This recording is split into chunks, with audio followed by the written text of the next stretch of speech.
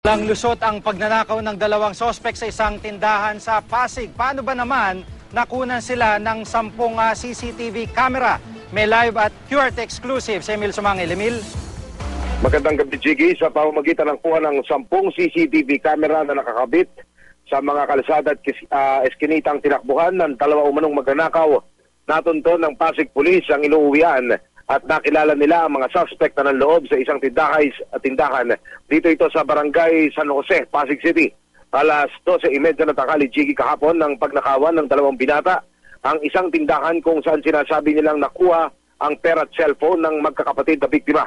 Nakunan sila ng CCTV nang sila'y tumakas sa tabing ilog, lumabas sa dike, lumusot sa daycare center bago naghiwalay ng landas sa harapan ng barangay hall. Kaninang umaga, Jiggy, sinoli na raw ng mga suspect ang kanilang mga ninakaw, pero ang complainant itinuloy ang kaso sa pulisya.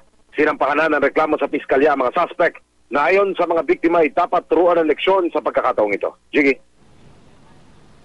Maraming salamat, Emil Sumangil.